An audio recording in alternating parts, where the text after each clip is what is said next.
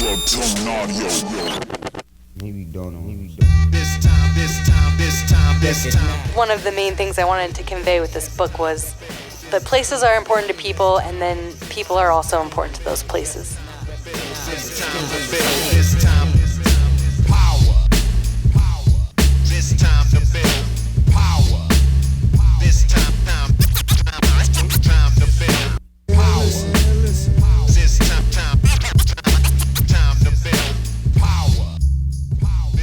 What's up, everybody? I'm your host, Chris Hampton. Welcome to the Power Company Podcast, brought to you by PowerCompanyClimbing.com. Spring is imminent, thank goodness.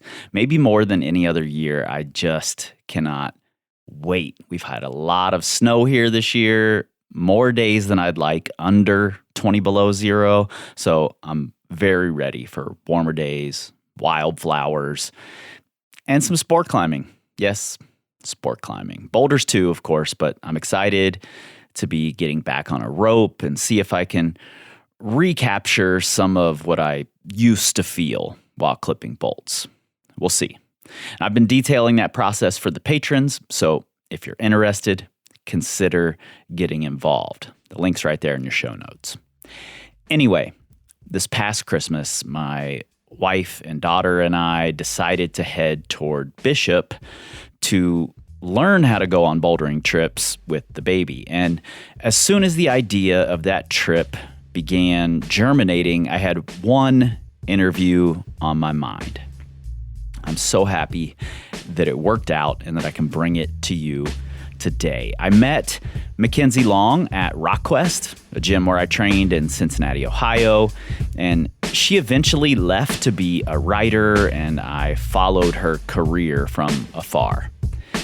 And I know that it's completely nonsensical, but I'm always a little proud when someone from Cincinnati or Red River Gorge makes their mark on the climbing community in some way.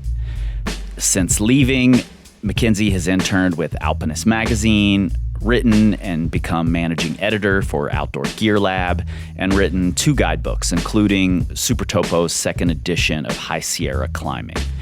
And she was just getting started making her mark.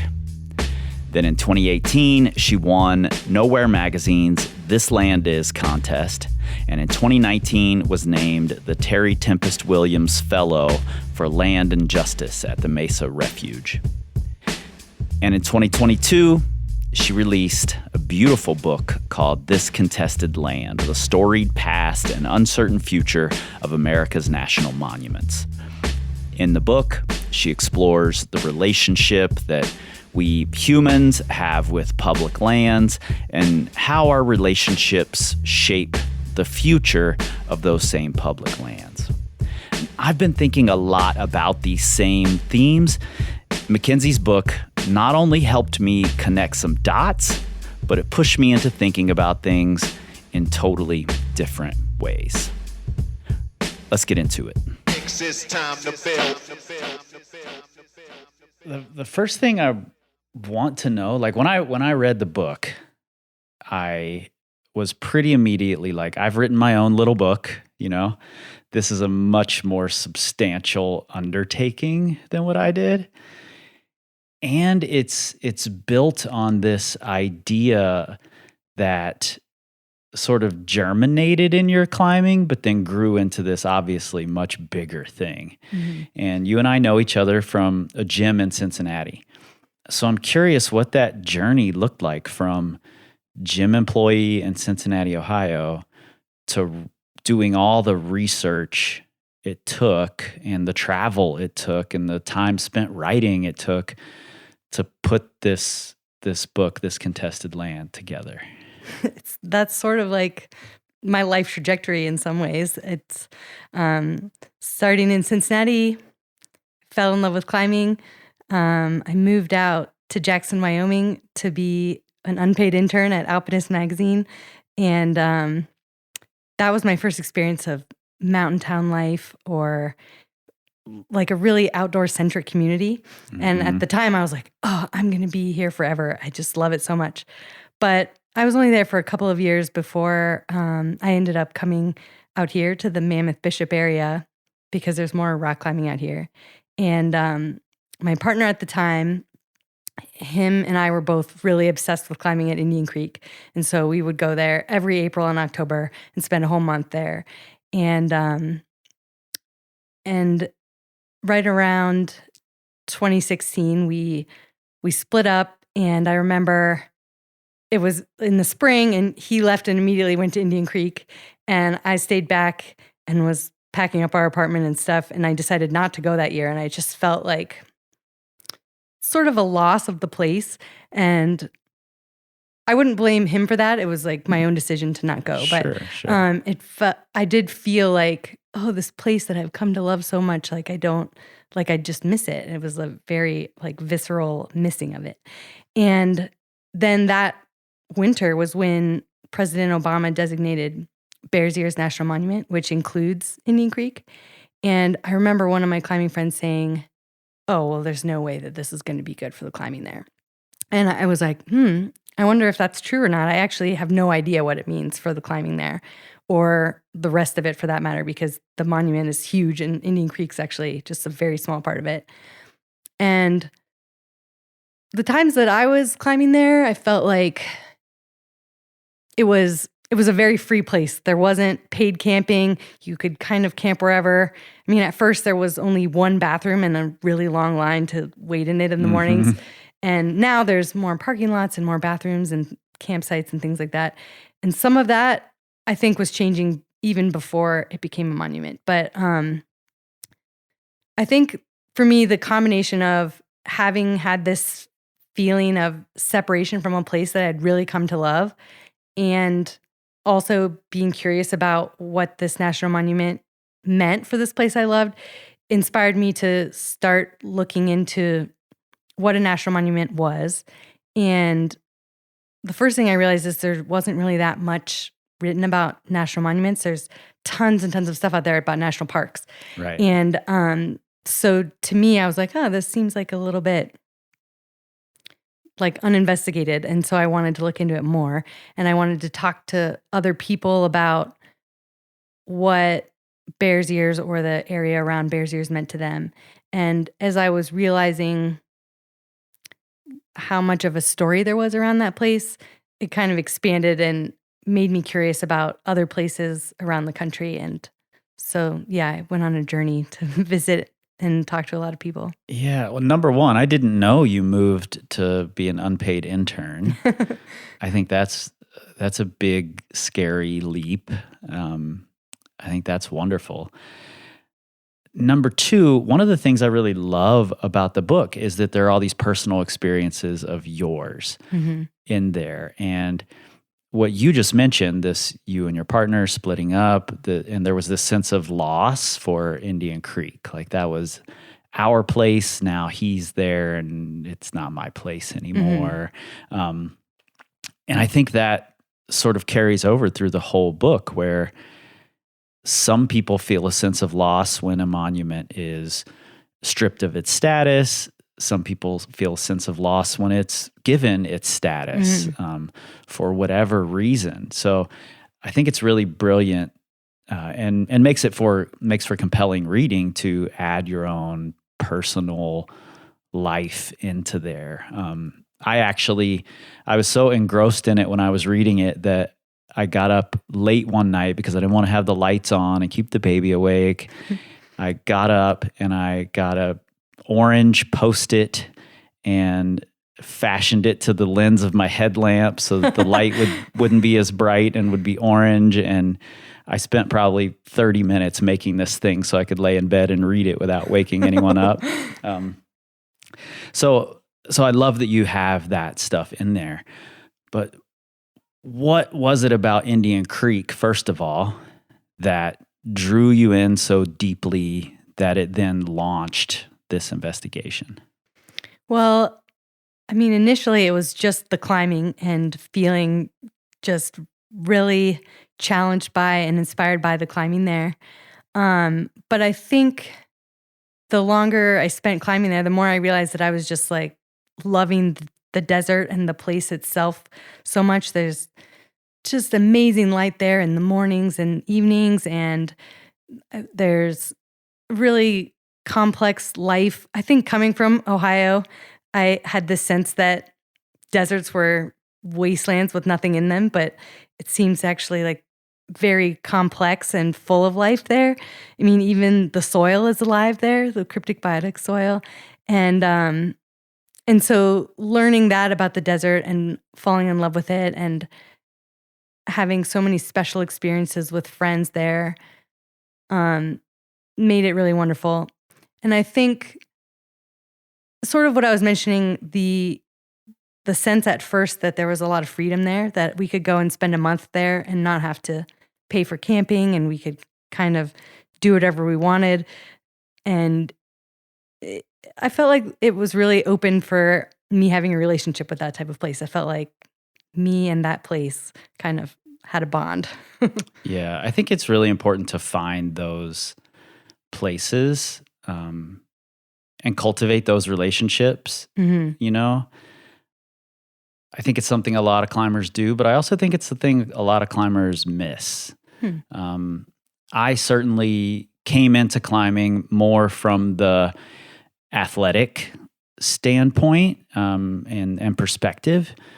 And that's what drove the first 15, maybe even 20 years of my climbing was that athletic gymnastic pursuit. And it really wasn't until spending a lot more time in the West and spending time in the West not on 2-week trips where I get to like roam around in these areas by myself that I really started to think more deeply about the land and the landscape and what it means and how it's changed and what it's meant to other people, you know, throughout history. And I think it's so important to cultivate that kind of a relationship with the landscape around us. And I think climbing is uniquely suited to that as well, because like when you think about it, you have to get to know the rock in order to climb well on it. And at least for me, when I go to new places, sometimes the climbing feels really hard at first because you're trying to figure out what that rock is like and what is the character of the place. And then once you figure it out, you're like, oh, now I know how I can approach this. And so it is kind of a getting to know the intricacies of a place when you go there. Yeah, I think so. And it feels really good to do that, I think. Let's dive a little bit into the book. And This Contested Land is essentially, well, I'll let you say what the book is, and then I'd love for you to sort of explain the difference between a national monument and a national park. Okay. Well, in This Contested Land, I visit 13 different national monuments, and they're all newer ones. They were all designated 1996 and later. And I talk about a lot of different things in each chapter and with each monument. So sometimes I talk about the environmental challenges. Sometimes I talk about the modern political back and forth or challenges. And I talk about the history, some of the natural history, some of the human history. And I talk to a lot of different people that care about these places, whether they were advocates for the monuments becoming designated or biologists that have studied some of the wildlife around there, or just people that have a long history with the place. And I try to find what some of the stories behind the places are. So the main difference between a national park and a national monument is that national parks are created by Congress, so they're voted on. And I think throughout that process, there's probably lots of compromise that happens to get to the final vote that approves the park. And national monuments, with a few exceptions, are created by presidential proclamation, which means that there's no vote. And I think in practice, presidents do require some broad public support before they will designate a monument. But the reality is they can just sign a piece of paper and create a monument with no one's say. Yeah, which is kind of wild. It is wild. I don't think there's a lot of things that the president can do that way. And so understandably, it makes some people angry every time a monument is designated because they feel like they didn't have a say, or it's not the right thing for that state, or things like that. Yeah, it feels like this big government land grab. Yeah, exactly. And so I think technically when a president creates a monument, it has to be on land that's already federally managed. So Right. Forest Service or BLM land is most common. And so it's not actually changing ownership or changing hands, I guess, but it is changing the management status and what's allowed to happen on that land often. Right. It's not like an eminent domain situation No. where they're like, oh, we want this to be a national monument now. We're taking your property. Yeah, I think there are sometimes private land holdings within the boundaries, and then they work on exchanges with that. But yeah, it's not like eminent domain.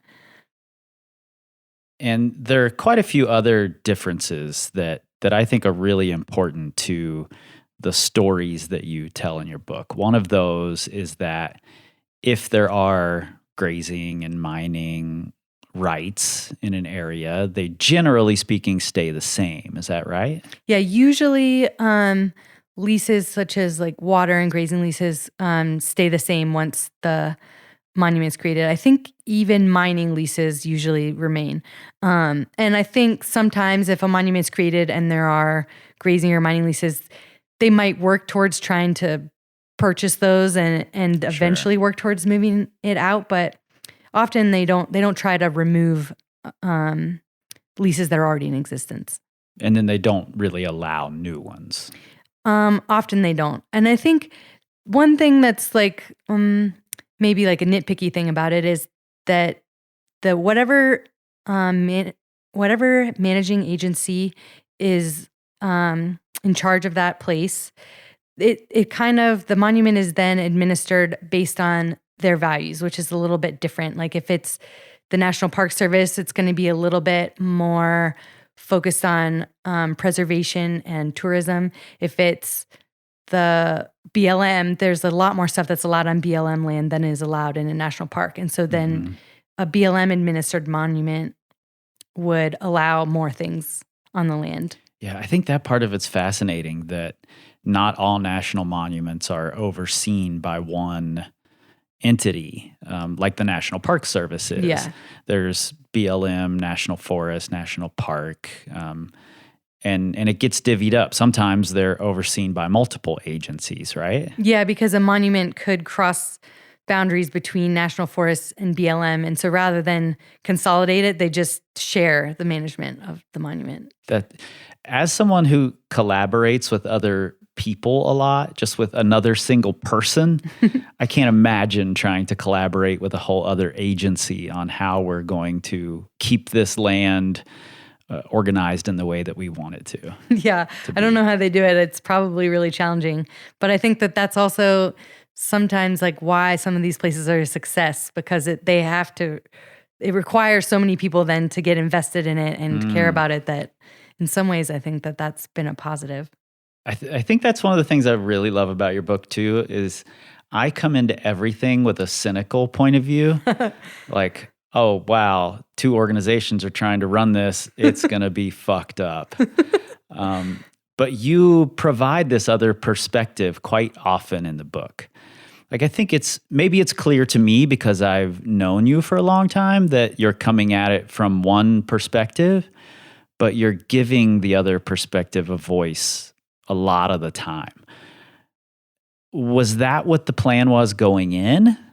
Or did you have the idea that, like, I want to push my own agenda? No, I actually was trying really hard to try and give voice to multiple opinions. I didn't want to come out and make a really one-sided book. I wanted it to show different perspectives. And I don't think I hide my opinion at all. I think I make it pretty clear what it is I think. But I guess in today's day and age, I feel like things can often be so polarized, and I don't feel like we need more of that. And I wanted to show more nuance and a more balanced view, because national monuments are often very polarized issues. And especially the more I got into it and the more I talked to people that oppose monuments, there's actually a lot of commonalities there. And the people that oppose monuments and the people that are for monuments, for the most part, they often want very similar things. And the reason why they're arguing is because they're so passionate about these places and they care about them so much. And so, I mean, obviously that's not true with everything, but I was surprised at how much common ground there was, even for people that don't agree at all on the main issue. Yeah, it surprised me too to read some of these perspectives sort of starting to blend and come together. At least from your point of view, I imagine those people with those differing perspectives aren't seeing the overlap nearly as much. But like I said, that's one of the things I love about this book, because my voice is a punch you in the face kind of a voice where I'm just like, I'm going to give you my opinion because it's right, you know? So it's hard for me to step back sometimes and look at the other perspective. So that's funny, because that was like the exact perspective I was trying not to exhibit in the book. Well, that's great. That's great. I think we need all types. We probably need more of you more than we need more of me. So, one of the incidents, I guess, that illustrates the back and forth that a national monument is maybe victim to is the Bears Ears situation. It went from Obama to Trump and now Biden, and it's being changed constantly. It becomes it's a ping pong game. I think you describe it as ping pong somewhere, whether it was in another podcast or in the book. But talk to me a little bit about that. And I think there were 2 other monuments that Trump rolled back that Obama had given protection. Is that correct? There was one other monument that he reduced the size of, and then one monument in the Atlantic. It was a marine monument that he removed the fishing restriction that came with the monument designation. And I'm not even going to try to pronounce the name of that monument. Do you know how to pronounce it without looking at it? Well, so I think you're talking about a different one, but that's one in Hawaii. And the only reason I know how to pronounce it is because there's a video on the website of it, and I've watched it like 100 times trying to pronounce it right. But I think it's Papa Hanomokuakia. Okay. But the one that he changed was actually a different monument in the Atlantic that's Northeast Canyons and Seamounts, I believe. Got it. Okay. I had my 2 marine monuments confused. Well, let's talk about that political ping pong. I remember very clearly when the celebration of Bears Ears, when Obama designated it, and then the fury in the climbing community when Trump rolled those protections back. And at the time, I was like, what is everyone up in arms about? This thing's only been in existence a few years to begin with. And I think that's a really short-sighted view of it. It's obviously been in existence for much longer. It just didn't have that protection on it. And I think it sent a signal when Trump rolled it back, kind of an anything goes signal. Whether that's just my point of view, the cynic in me or not, I don't know. But I'm curious what your take on it all was. Well, I think that one of the most important aspects of Bears Ears was that the whole concept for it was indigenous led. So there was indigenous groups working on this monument. It's land that's important to them and their history and their communities now. And they really wanted it preserved, and they wanted to have a say in what happens there. So they were the ones advocating for the monument and lobbying with the government to create the monument. And so when it was created, Obama also, in the proclamation that designated the monument, instituted tribal co-management so that they could have a say in how the monument was run. And that's the first time that's happened. And so it was a really huge success for all of those people that had been working really hard for it. And so then when Trump rolled it back, it was kind of a slap in the face to all of those people that had achieved this wonderful thing, because not only did he shrink it by 85%, which is a huge difference, he got rid of the tribal co-management and was just basically ruining what they had worked so hard for. And then also what was interesting about it is, so Obama was able to create the monument with a proclamation, but no president has eliminated a monument by proclamation before. And he didn't eliminate it, but he shrank it. But I don't think there wasn't quite a precedent in the law to know if that's allowed. The Antiquities Act, which is the law that allows presidents to make monuments, only talks about creating them, not altering them or shrinking them or removing them. And so there were a lot of scholars that were like, wait a minute, I don't know if he can do that. But before that question has ever been answered, they rushed through a management process to kind of redecide how that whole place was going to be managed. And then the administration's changed and Biden reinstated it. So, and the question still isn't really answered in terms of presidential power and what the president can and cannot do. So if that doesn't get answered by the time there's the next president, who knows, maybe it'll be Trump again. I hope God, not. don't even say that. But the next president could choose to make it smaller again because there hasn't really been a firm ruling saying that they can or can't do that. Do you get the sense, I certainly do, you've spent a lot more time in this, so I'm curious what your sense of this is, but is it more a sense that there isn't someone in government who actually who cares about the environment and it's more just used as a political pawn? Or is there someone in there who's actually looking at all sides and saying, I just don't see the logical reason to keep this monument at its size?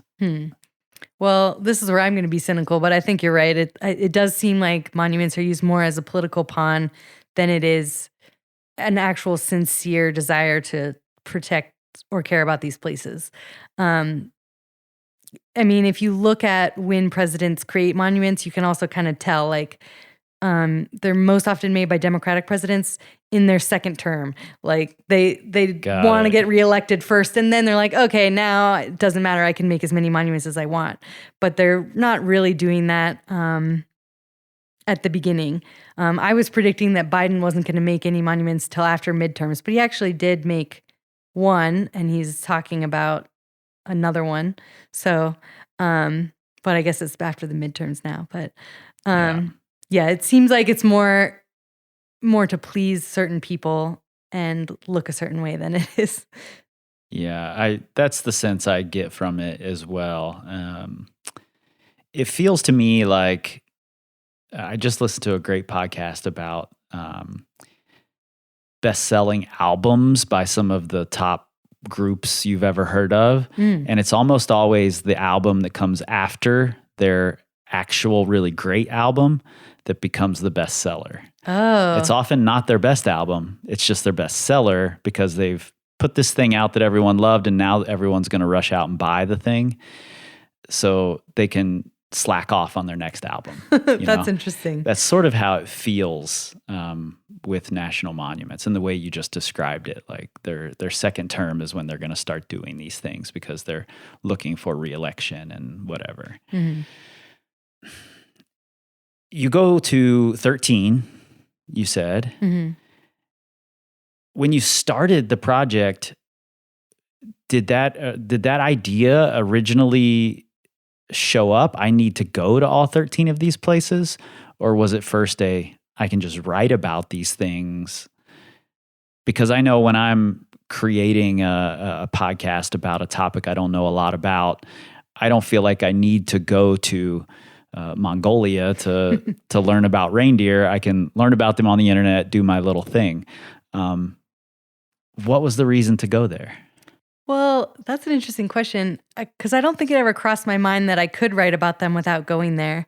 And I mean, I proved that to myself because before I would go, I would do all this research and I would have an idea of what the place would be like. And then I would go there and it would be completely different than what I thought. And like, I remember when I went to Rio Grande del Norte in New Mexico, I thought I was going to go and learn about water rights because the Rio Grande is a big part of the monument. And I had one idea of what the place was going to be about. And then when I got there and talked to people, it was an entirely different story. I mean, it was a little bit about water, but it was so different being there and talking to the people there that I could never have figured that out on the internet. And I'm not trying to diss people that write things based on research that they do. But for me and for this, when what I really wanted to convey was a sense of these places and really get a feel for them, it felt important to me to go there. And that also gave me a visual sense of what I could write about. I think that's fascinating because if we look at places like Red River Gorge or Joe's Valley and a lot of climbing areas that are adjacent to small communities, climbers tend to come in with this, I don't want to interact with the locals or the lawmakers. I want to do my thing, and everyone's kept at a distance as much as possible. What was it like going into these areas, and how did you connect with the people you connected with? How much of it was researching ahead of time and setting up interviews versus meeting people through a, local chain of events or whatever? Mostly I did a lot of cold calling, and I would try and set up interviews before I got there. There were some people that I met while I was there. And it was hard because I had never written a book before. I didn't really have any cred to be like, hey, will you talk to me about this really personal thing, such as your connection to this place? But for the most part, I was kind of astounded by how open and generous a lot of people were. In southern New Mexico with Oregon Mountains, Desert Peaks, I got in touch with this guy named Angel Pena, and it was just a random email I sent to a guy who looked like he was connected to this place. And he had been a really strong advocate for designating the monument, and he was just incredible. He was like, oh yeah, you should come. I'm going to call all my friends and all of the people I know that have worked to create this monument, and we're all going to go out and have beers. And I got to talk to like 10 different people who all cared about this place. And then the next day I went out with him and his daughter to his very favorite place. Yeah. And like, he spent a lot of time with me telling me about what was amazing about this place. And he didn't need to do that. Like, he just did that out of the goodness of his heart and his passion for the desert out there. And for the most part, that's how it felt with the people that I ended up speaking with, is they were excited to tell me about the places that they cared so much about, because sort of like my connection to Indian Creek, they had connections to these places and they were eager to talk about it. Yeah. I loved that story with Angel Pena and his daughter out with you. I thought that was beautiful, especially being a new parent to a new daughter myself, 25 years after my first daughter. I loved hearing that. And again, that's one of the things that makes the book so enjoyable to read, are all these personal experiences you're having with people. It feels like when a monument is created, there's a heavy lean toward conservation. Is that fair to say? Yeah, I would whether say so. It's for archaeological reasons or biological, ecological, whatever it is, there's some sort of conservation in there. I'm going to make a statement, and I'm curious what your take on this statement is. It's a statement I hear repeated over and over in some way, shape, or form, and that's that climbers are better stewards of the land and conservationists than X recreation, whatever that other recreation is, climbers are better. How do you feel about that?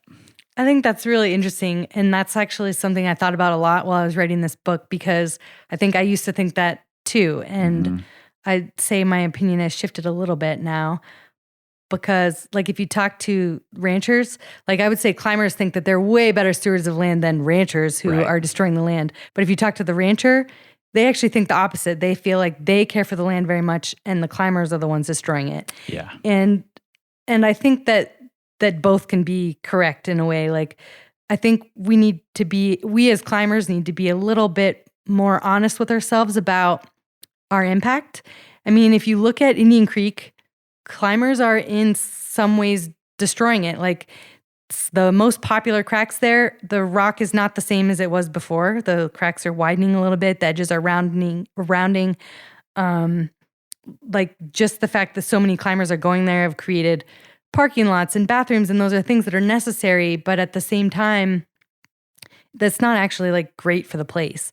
And I'm not saying that there shouldn't be climbing there. I don't think that, but I do think that we need to recognize the impact that climbing does have and understand that. And that might mean that sometimes there's places that we shouldn't climb. Like I used to think, like I remember looking at walls that were closed to climbing and thinking, oh, it's such a tragedy. Like we should definitely be able to climb there. Same. There's so much great stuff there.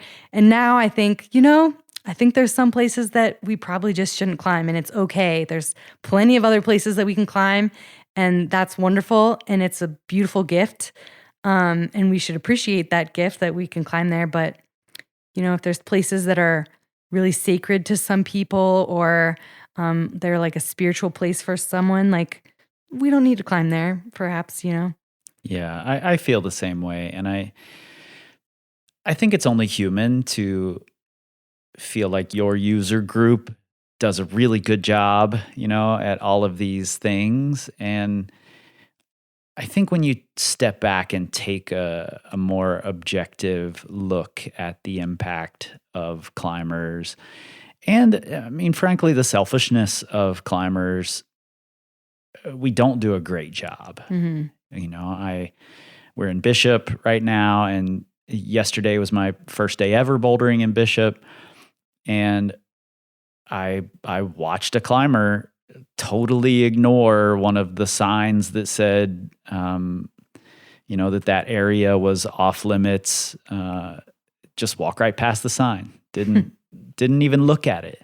And I thought, we've all seen photos of Bishop from 25 years ago versus now, and the area around the boulders has changed pretty dramatically. Mm-hmm. So it's definitely, we have a lot of impact, whether we believe it or not. And I don't think it's enough to just, in your head, believe that you care about the environment if your actions are doing the exact opposite. Yeah. And I think that's what we do a lot of the time. Yeah. I do think climbers, as a total generality, think like, well, if there's climbing there, then we should be able to go there. And like, so ignoring a sign like that, someone's like, oh, but there's good climbing there. I just really need to climb it. And yeah, I think that attitude could be evaluated a little bit more. But on the flip side of all this, see, this is what I love about you. The flip side. I do think that recreation is what makes people care about places. Like if it wasn't for climbing and camping, I wouldn't have cared enough to write this book, which isn't really about climbing at all. And I think that for a lot of people, that's true, that without outdoor recreation and whatever their sport is, they wouldn't actually care about protecting places at all, because then it doesn't affect their life at all. And this is just one example, but if you look at some of the nonprofits, like conservation nonprofits like the Audubon Society, that's about protecting birds, mostly for birds' sake. It's a little bit promoting bird watching, which is a type of recreation, but it's mostly just about protecting birds. And then if you look at Ducks Unlimited, which protects wetlands for ducks, but at its core, it's about shooting ducks. Ducks Unlimited makes about twice as much revenue a year as Audubon Society. Sure. And it's because the people that care about that type of recreation then also care about protecting it. And so recreation does have some benefit, because it does allow people to then have the relationships with these places that are special. You've got a great point. In inland, a lot of the people who go the hardest for conservation are the hunters. Mm-hmm. They're interested in keeping the habitats for these species growing and thriving, so that the species can grow and thrive, so that they can hunt. Yeah. So I think you're right. I don't say that very often, but I think you're right. You talk about, and I may be piecing together several parts of your book, so tell me if that's what I'm doing. I've built this image in my head I don't remember which park you were or which monument you were at, but you wake up and realize you're closer to or you hear a car and you realize you're closer to a road than you thought you were. And then there's also this butterfly, the Marden skipper, is that right? That inhabits this endangered grassland. And the Pacific Crest Trail goes right through the grassland. Is that right? Yeah. Am I close? Or next to it. Yeah. And you allude to in that chapter whether it's worth it having the trail go through. Like you're there to see this grassland and see this butterfly. And you question it, should there be a trail through it? Or should we just sort of lock it away? Yeah. And I don't know that I asked that question, but I don't know that I ever even come up with a full answer, because I do think that it's important for people to see the beautiful places of the world and that access to places is important. But at the same time, it sometimes is tough to justify, especially with something like the Pacific Crest Trail that's getting more and more popular and having more and more people hike on it, that maybe it is threatening the life of this butterfly that lives in this one little tiny place. And I think that the balancing act of trying to allow people access to places and protect places is something that a lot of parks and monuments are grappling with right now.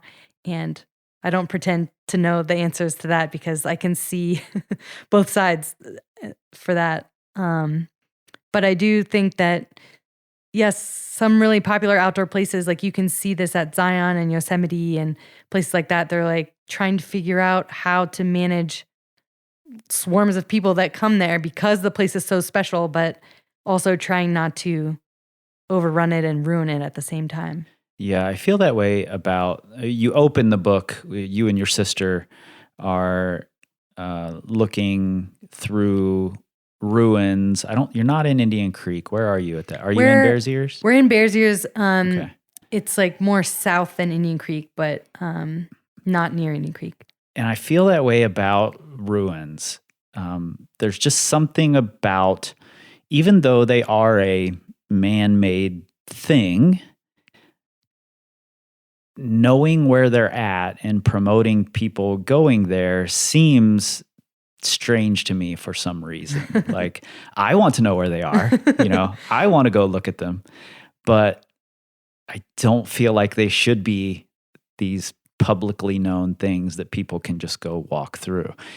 And I'm not sure why that is. I can't grapple with that in my head enough for it to make sense. I actually think that I don't know if it's the BLM or the Park Service, but there's like a rating system for ruins like that, where there's like the ones that are publicly known that are on maps, and that's one level. And then there's ones that are like commonly known, but not on maps or anything. And so if you ask a ranger, they can tell you about them. And then there's ones that are really secret that they won't tell you about at all. Yeah. And I kind of like that because in some ways it's like, well, there's these ones that everyone can go see and that's fine. But we're also going to try and keep some things a little more special and protected. And don't you want to know where those are? Yes, of course I do. And I've tried to find out, but I think that there's always the desire to know, but maybe it's good that they're not publicizing that. I think it's the same with certain trees, like the ancient bristlecones that are right outside Bishop here, are, I think, some of the oldest trees in the world. And they won't tell you, like they're even named, but they won't tell you which one is which or where exactly they are. Yep. I remember... I had this experience at RockQuest where you used to work, where we met years ago.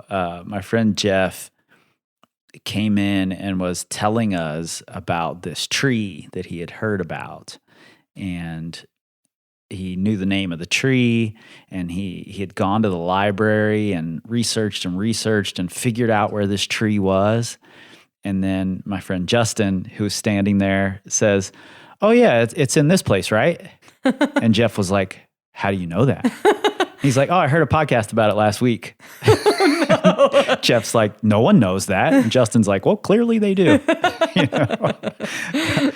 So I want to know where all those things are, but you're right. I'm glad they're not publicized, and that they do have that, that rating system, especially in a world where it's so easy to go to a place, post its coordinates to fulfill your Instagram influencer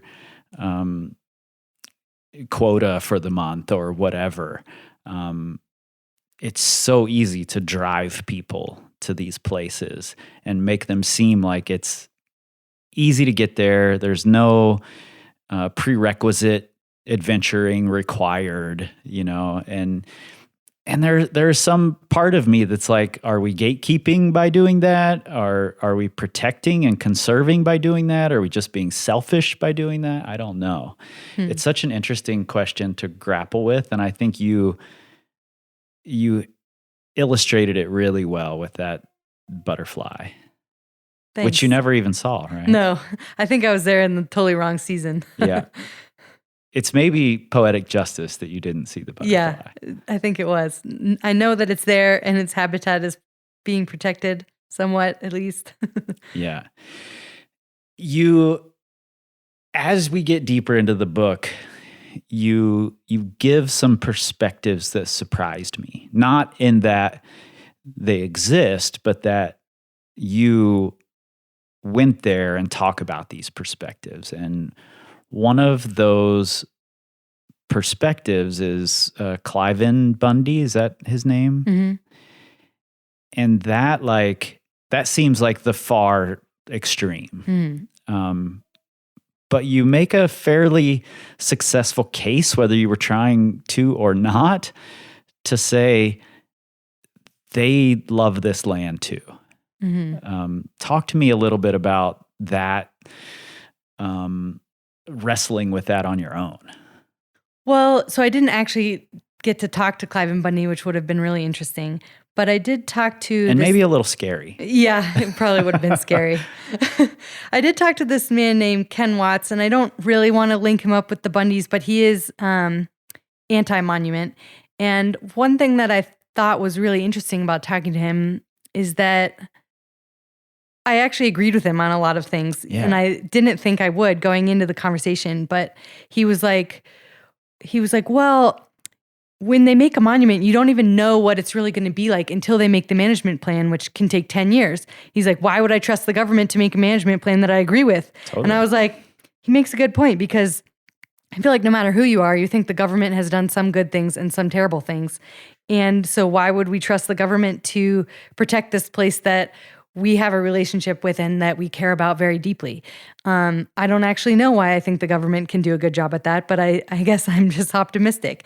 And so I understand where he's coming from and why he doesn't want a monument in his place, And I think that's, the Bundys are a little bit perhaps more out there than that. They actually think of the land that's in Gold Butte National Monument as their land, like their inherited land from their family. Yeah. And they don't believe the government can even own land. And they're willing to arm themselves to protect it. So. Exactly. Yeah. They're like kind of the far, far extreme. And I don't know necessarily what the Bundys' opinions are. I would like to think that they care for the land, but they could also just perceive it as a place that they can use for their own benefit. Because I know that they graze on land without paying for leases and things like that. So, but I do think that there are plenty of people who oppose monuments that actually very deeply care about the place just as much as a monument supporter would. Yeah. How much of this do you think is just the natural human resistance to change? I think there's a lot of that for sure. Because, what Ken Watts was saying is he's like, well, if they make a monument here, it's going to bring more tourists and change this place even more. And I just want it to stay the way it is. I don't think there's any reason to change it. But if you look at it, because he lives near Yellowstone National Park. up in Idaho. And if you look at where he lives, like there's already a lot of changes happening. There's already more tourists coming because people are getting more interested in going outdoors in general. Sure. And so perhaps a monument would be better at keeping the area the same. Maybe not. I don't know. It's hard to say. Yeah, I think it's a really interesting concept that both sides are just unwilling to accept change, and that's even if naming it a monument changes nothing, they're still resistant to it. And I think we've seen that a little bit in the climbing community. I'm a proponent of changing names, and if we want to get even deeper into that, I'm a proponent of stripping away this artificial power we've given to first ascensionists, to have control over names and bolts and all of these other things.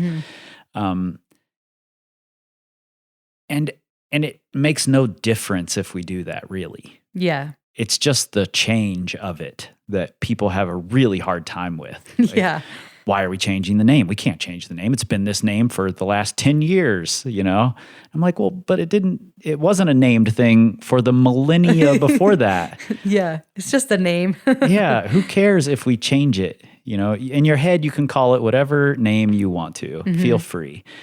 And I've actually gotten some pushback for suggesting that I'll call a route whatever I want to call it. If I want to give it a different nickname, that's what I'll call it. And people are like, but it's this name.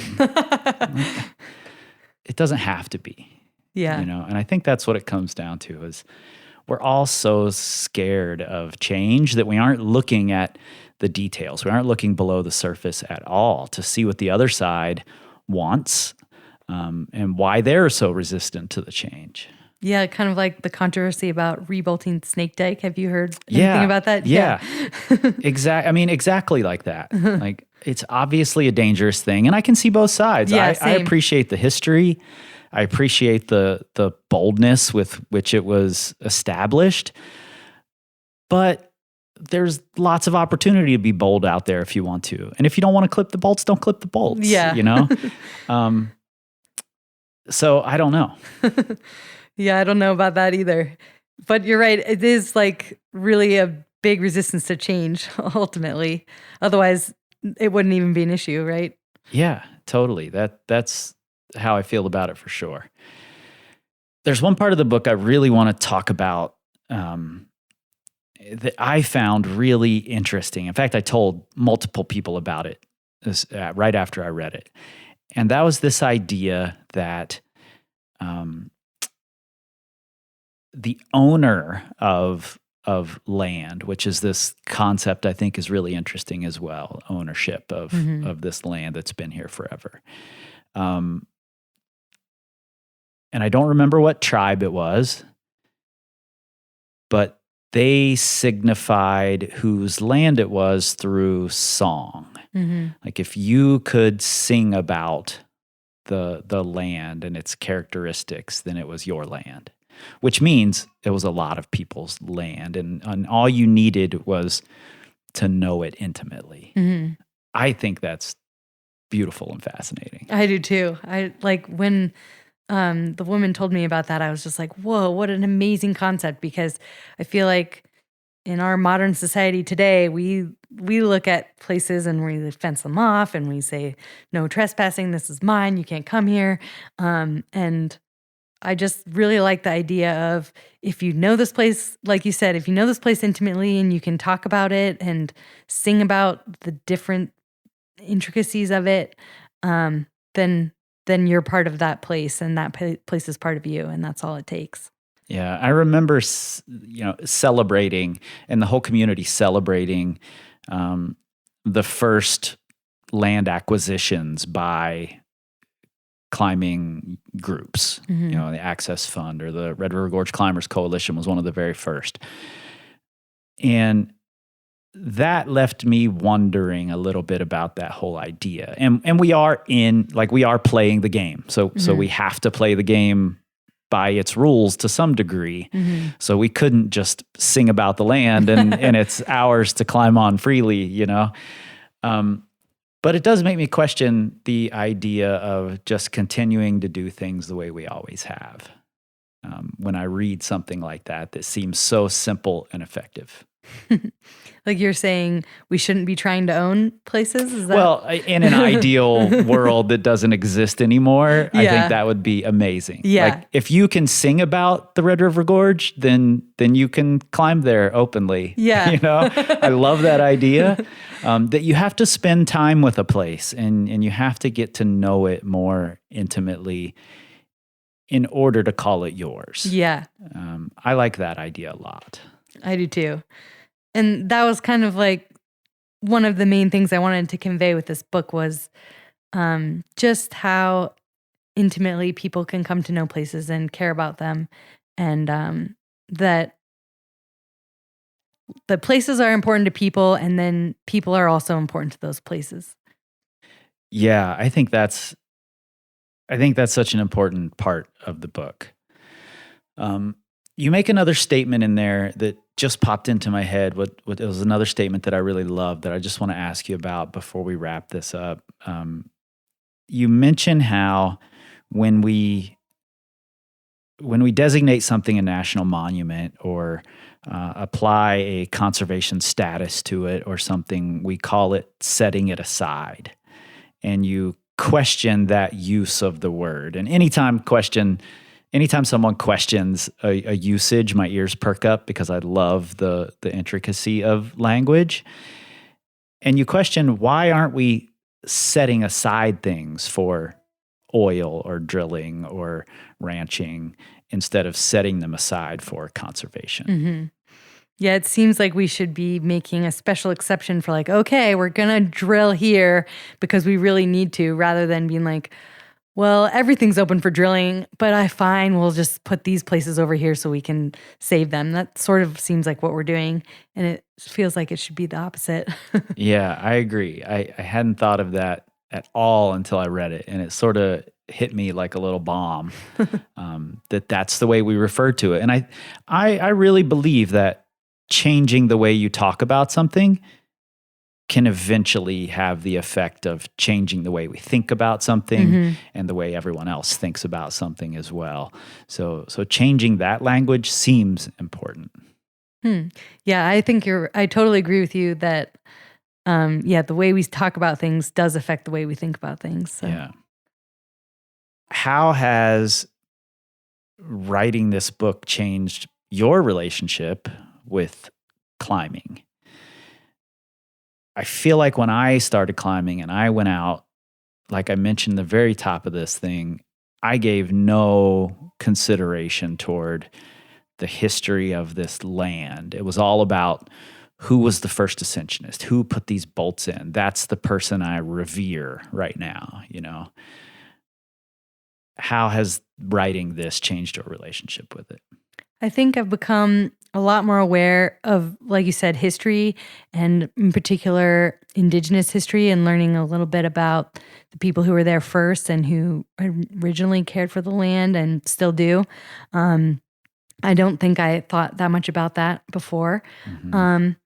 And I think maybe this is a lot more shallow, but climbing is so goal-oriented and focused on keeping your physical abilities up and making these achievements. And I've been really into climbing for like more than 10 years. And I think that with writing this book, I kind of allowed myself to relax a little bit on my goals and some of the things that I had been aiming for, and allowing myself to enjoy different aspects of places and some quieter moments. Like I was like, oh, I'm actually kind of getting really interested in watching birds. And my friends are all teasing me. They're like, what? You like birds now? And maybe that's also just like part of my age or the season of my life. But I just feel like I was allowing myself to appreciate a lot of different things and finding joy outside of just setting goals and trying to send projects or things like that. Which I think both are good. Yeah, I agree. Can you combine the two like simultaneously? Are there moments when you're climbing where you're taken completely out of the climbing for to notice the world around you, or do you have to separate the two? Even if you're out on the same day that you're going climbing, do you have to walk away from the climb to do it? I'm curious. I hadn't ever considered it in those terms before, but I would say, I don't know, maybe on like a long route, sitting at a belay, I can look out and be like, wow, I'm just in this incredibly beautiful place right now. I'm really lucky to be here. So I don't think you always have to be totally separated from the climbing. But also, I mean, that's one of the beauties of climbing is that you're totally focused on just that. And I think that's also why climbing is so appealing. And so I think it's nice to appreciate places, and it's also nice to appreciate the movement and the meditation of climbing on its own. Yeah, I feel like climbing has become a vehicle for me for further exploration, whether that's physical exploration or not.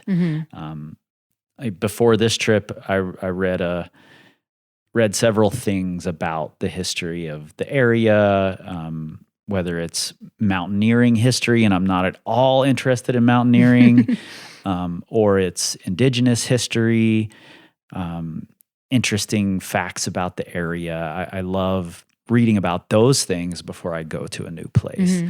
And then while I'm at the place, it's interesting. I think bouldering allows this in a way that maybe sport climbing doesn't, that when I'm not climbing, I can explore and feel separate from the climbing. Whereas like if I'm at a crag, I'm at the crag, and the act of bouldering is so condensed that it's like I focus in these really brief moments, and then I can look around a little more, and notice the plants and signs of wildlife. Or in Waco, one of our favorite things is to go look at different indigenous art that's around the park. So I do think, for me anyway, I need to separate them somehow. It's really hard for me to do both at the same time. Yeah, I could see that. It's hard for me to remember to turn around and look at the top of a sport route. Yeah. And notice the setting. It is hard to remember because I've had friends be like, oh, make sure you look at the view at the top. And then I just don't even remember. I just get lowered right down. Yeah. But I mean, I think this is one of the things that attracted me to climbing to begin with, is that climbing inspires you to go to different places. Like there's so many places I've gone that I wouldn't have gone if it wasn't for climbing. Totally. And I think that that's a beautiful part of the sport that can really open your eyes to different places. Yeah. Like reading the book, I remember a lot of my own first experiences with some of the things you're talking about, like the smell of creosote. And now I'm a new parent. Again, you're a new parent. What are your hopes for the national monuments, the conservation? What are your hopes for this contested land for your son? Well, I really do hope that there's plenty of wild places for him to explore as he grows up. And ideally, I would love for there to be more monuments and more protected places and more places that are going to be free from development. So there's still plenty of wildness to be found.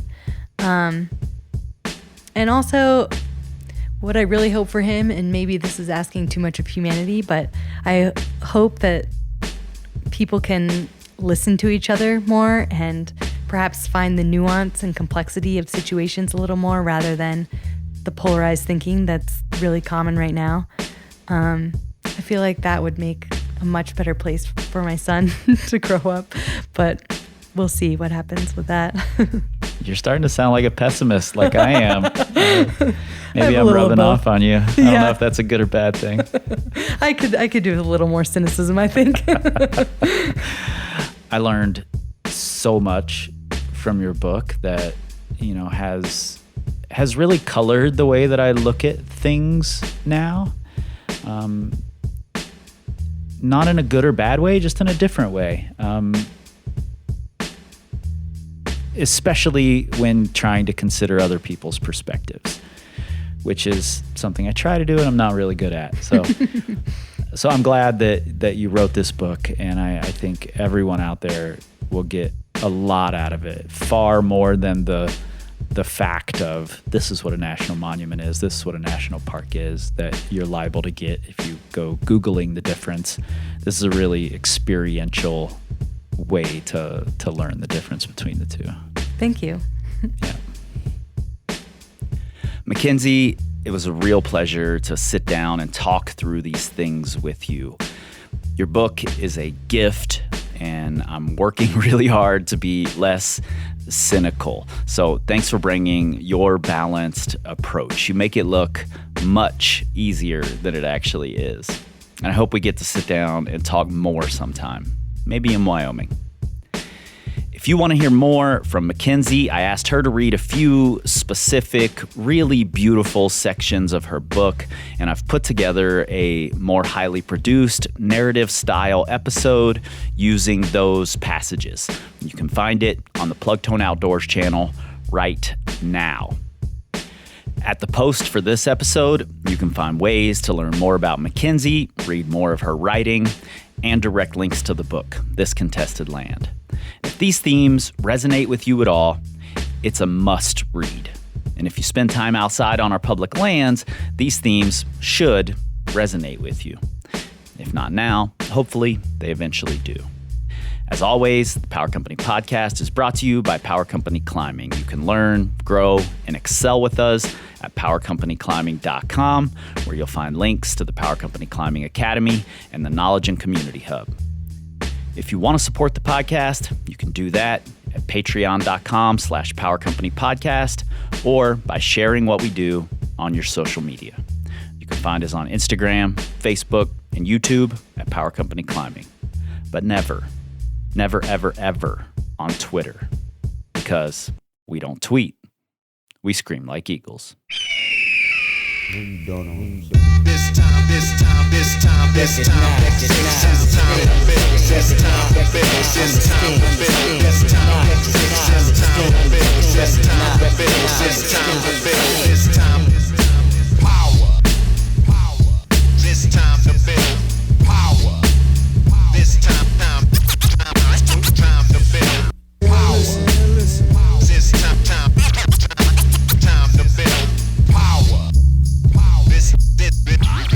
This time to build power.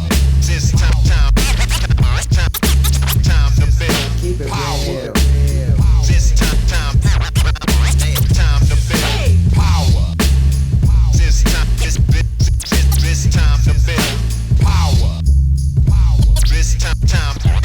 This time to build. This time to build. This time to build. This time to build. This time to build. This time to build. This time. Cause Jah is the sinister character.